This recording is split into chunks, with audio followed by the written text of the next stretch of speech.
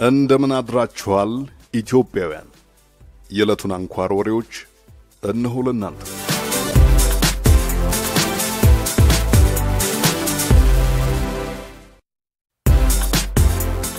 የተባበሩት መንግስታት ድርጅት የሰብአዊ መብቶች ከፍተኛ ኮሚሽነር ዛያድ ቤን ራድ የኢትዮጵያ ጉብኝታቸውን አጠናቀዋል። የሶስት ቀናት ክራሞታቸውን በተመለከተም መግለጫ ሰጥተዋል። በመግለጫቸው መልካም ያሉትን የኢትዮጵያ ጅምር መስተካከል ያለባቸውን የሀገሪቱን አሰራሮች እንዲሁም ሀገሪቱን ለከፋ ችግር ያጋልጣታል ያሏቸውን አፋኝ ሕጎች በተመለከተ ማሳሰቢያ ሰጥተዋል። ኮሚሽነሩ ኢትዮጵያ በጎረቤት ሀገር ሰላም ማስከበርና ስደተኞችን በመቀበል ምግባሯ ተመስጋኝ መሆኗን ጠቅሰዋል። በተወሰኑ የሀገሪቱ ዘርፎች ያሉ መሻሻሎችንም አሞካሽተዋል። ባለፈው ዓመት በሀገሪቱ በተከሰተው ተቃውሞና የመንግስት ምላሽን በተመለከተ የኢትዮጵያ ሰብአዊ መብት ኮሚሽን ምርመራ ማድረጉን በመልካምነት ያነሱ ቢሆንም የእሳቸው ተቋም አባላት ግን በብጥብጡ ወቅት ተጠቂ ወደሆኑ የሀገሪቱ ክልሎች እንዲገቡ ስላልተፈቀደላቸው የኢትዮጵያ ሰብአዊ መብት ኮሚሽን ደረስኩበት ያለውን ሪፖርት ለማረጋገጥም ሆነ ለመቀበል እንዳልቻለ አስረድተዋል። ተቋማቸው ወደ ጽሑፍ ቀይሮ ባሰራጨው ንግግራቸው ላይ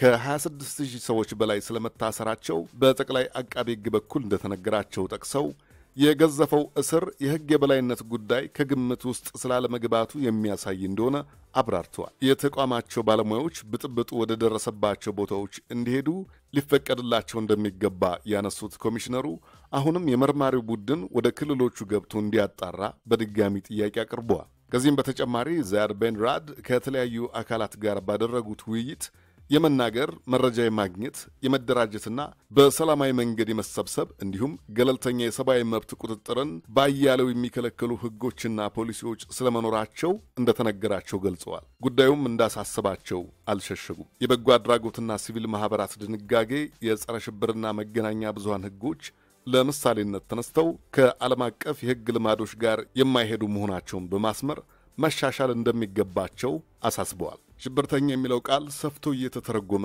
ያላግባብ በጋዜጠኞች ጦማሪያንና የተቃዋሚ ፖለቲከኞች ላይ መተግበሩም እንደሚያሳስባቸው በመግለጫቸው ላይ ኮሚሽነሩ አትተዋል።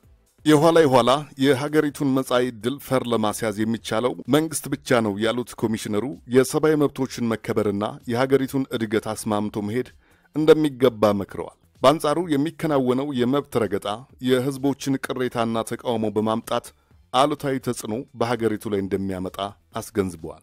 ኮሚሽነሩ በቅሊንጦ ማረሚያ ቤት በመገኘት ከተወሰኑ ታራሚዎች እንዲሁም ባለስልጣናትም ጋር እንደተነጋገሩ አስታውቀዋል። የመንግስት የበላይ ኃላፊዎች ሳይረሱ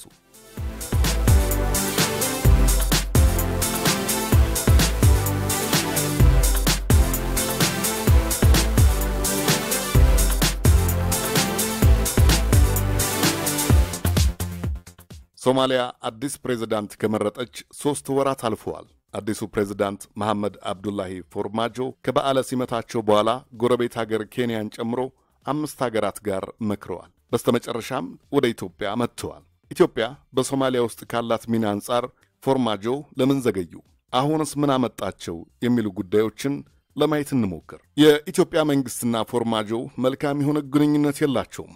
የባላንጣነት ምክንያታቸው እሳቸው ፕሬዝዳንት እንዳይሆኑ ከፍኖተ መንበር ተሰናክለው እንዲቀሩ የኢትዮጵያ መንግስት ካከናወናቸው ጉዳዮች ጋር የሚያያዝ ነው። ለፈረንሳይ ራዲዮ ኢንተርናሽናል ሙያዊ አስተያየታቸውን የሰጡት የኢንተርናሽናል ክራይሲስ ግሩፕ የአፍሪካ ቀንድ ኃላፊ ራሺድ አብዲ እንዲህ ይላሉ።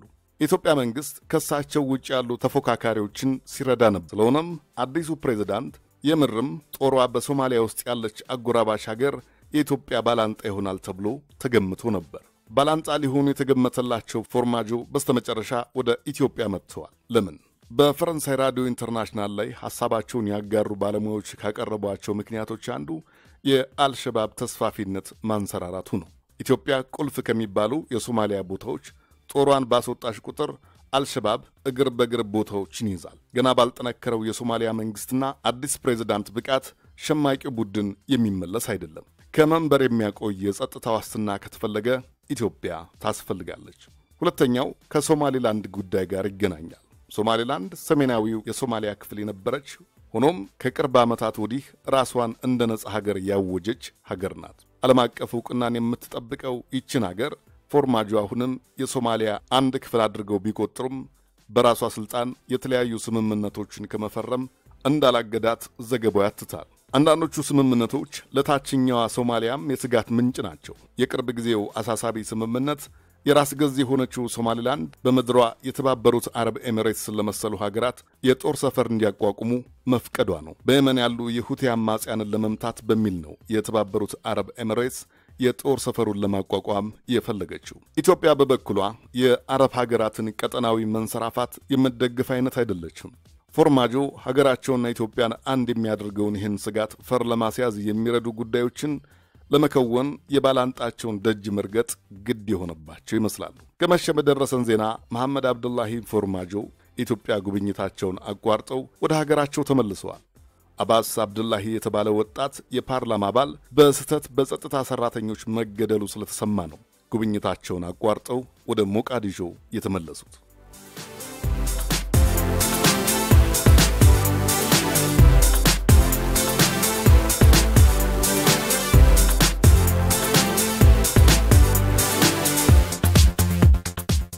ኢትዮጵያን ጨምሮ ለበርካታ የአፍሪካ ሀገራት ይሰጥ የነበረን እርዳታ በእጅጉ ለመቀነስ በዶናልድ ትራምፕ አስተዳደር የተቀረጸው እቅድ የአሜሪካ ሕግ መወሰኛ ምክር ቤትን ድጋፍ ማጣቱ ተሰምቷል። እቅዱ ቁልፍ ከሚባሉ የሪፐብሊካን ፓርቲ አባላት ድጋፍ አላገኝም። እቅዱ ቅድሚያ ለአሜሪካ በሚል ሀገሪቱ በቀደመው ጊዜ ለደሃ ሀገራት ስትሰጥ የነበረውን ዘርፈ ብዙ የገንዘብ እርዳታ የሚቀንስ ነበር። ከአፍሪካ ሀገራት መካከል በከፍተኛ ደረጃ የገንዘብ ድጋፍ የሚቀነስባቸው ሀገራት ኢትዮጵያና ዩጋንዳ ናቸው። በእቅዱ ላይ እንደሚታየው $132 ሚሊዮን ነበር ኢትዮጵያ ልታጣ የነበረው። ዩጋንዳ $67 ሚሊዮን ሊቀነስባት ነው እቅዱ። የእቅዱ ተቀባይነት ማጣት የእርዳታው ተጠቃሚ ለነበሩ መንግስታት እፎይታን የሚያስገኝ አይነት ነው። ከዚህ በተጨማሪ የሕግ መወሰኛ ምክር ቤቱ ኢትዮጵያን ጨምሮ በተለያዩ የአፍሪካ ሀገራት የተጋረጡ የረሃብ አደጋዎችን ለመቆጣጠር የሚያስችል $1 ቢሊዮን የገንዘብ ድጋፍ ጉዳይን ያጸድቃል ተብሎ ይጠበቃል።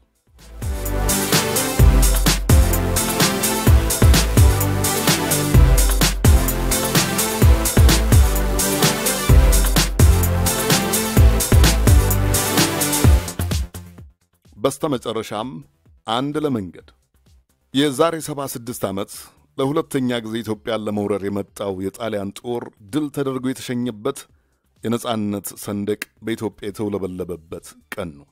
ከዚህ ድል 40 ዓመታት በፊት አድዋ ላይ ድል የተደረገው የጣሊያን ጦር ዘመን ያፈራውን መሳሪያ ይዞ በምድርና በአየር ጥቃት በመታገዝ ወደ ኢትዮጵያ ለመግባት ችሎ ነበር። ለ5 ዓመታት ያክል በወራሪው ኃይልና በኢትዮጵያን አርበኞች መካከል በመቶ ሺዎች የሚቆጠሩ ሰዎች የረገፉበት ጦርነትን አድርገዋል። በ5 ዓመታት ውስጥ የጣሊያን ጦር ዋና ዋና የሚባሉ የኢትዮጵያ ከተሞችን ቢይዝም ቀሪው የኢትዮጵያ ክፍል በአርበኞች እጅ ውስጥ ነበር። የኋላ ጣሊያን ያዛቸውን ከተሞች ለመልቀቅ ተገደዋል። ያ ድል የሚታሰበውና የሚከበረው በየዓመቱ ሚያዝያ 27 ቀን ነው።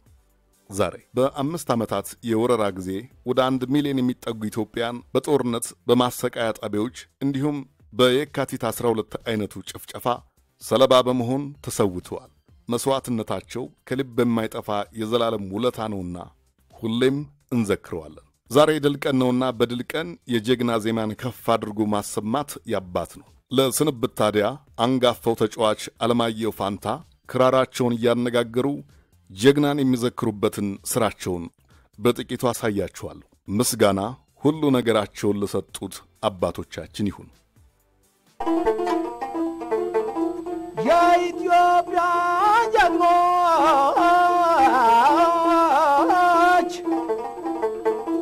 የኢትዮጵያ ጀግኖች እንኳንስ ወንዶቹ ተጋዳዮች ናቸው ሴቶች ዛዝሮቹ።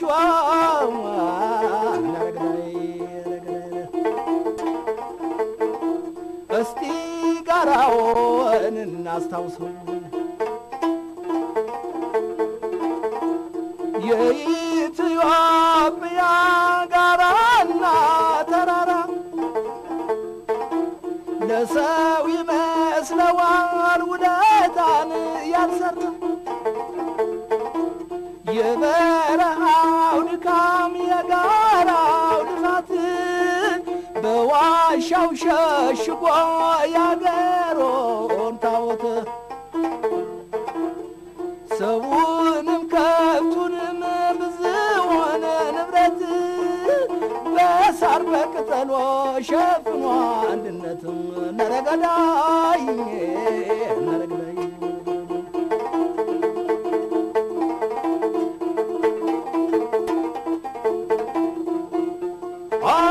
አረንገዳይ ነረገዳይ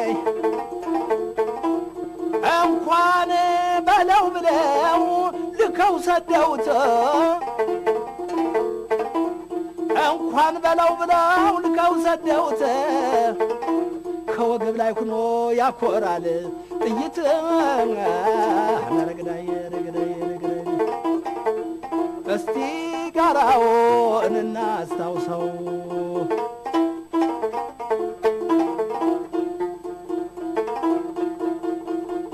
አርበኞች ከኋላው ከፊት መክቶሱ ጀግኖቹ በብርታት እየተታኮሱ ተዋግቶ የለም ወይ ጋራው ለንጉሱ የኢትዮጵያ ጋራና ኮረብታ ቢነገር አያልቅም የሰራው ውለታ እስቲ ጋራውን እናስታውሰው ኧረ ገዳይ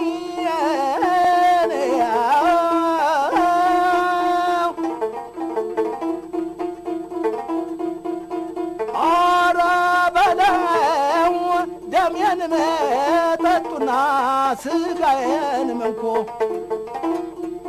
ደሜን መጠጡና ስጋዬን መንኮ ነገር ግን ኢትዮጵያን ነገር ግን ሀገሬን በምንም አትንኮ ሰው ለሀገሩ ቢሞት አይጠፋም ታሪኮ ነረገዳይ